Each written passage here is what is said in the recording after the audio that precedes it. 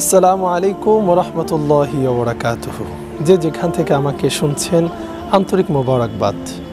সুপ্রিয় দর্শক শ্রোতা, রাসূল পাক সাল্লাল্লাহু আলাইহি ওয়া আলিহি ওয়াসাল্লাম তিনি যখন মক্কাতুল মুকাররমা থেকে মদিনাতুল মুনাওয়ারায় প্রথম কদম মোবারক রাখলেন, মদিনার মানুষদেরকে দেখেই তিনি তাদেরকে চারটি নসিহত করলেন, যে চারটি নসিহত মানুষকে জান্নাত পর্যন্ত পৌঁছিয়ে দেয়।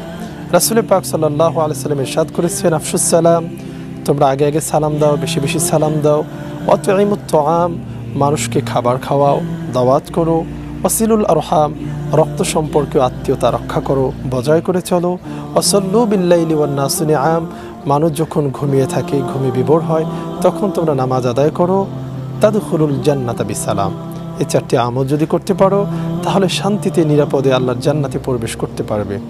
আসুন আমরা সকলেই এই চারটি আমলের প্রতি মনোযোগী হই। এই চারটি আমল আমাদের জীবনে বাস্তবতার সাথে আমরা মিলিয়ে নিই, সবসময় আমল করার চেষ্টা করি। আল্লাহ তাআলা এই চারটি আমল করে আমাদেরকে জান্নাতি হওয়ার তৌফিক দান করুক, আমিন। আসসালামু আলাইকুম ওয়া রাহমাতুল্লাহ।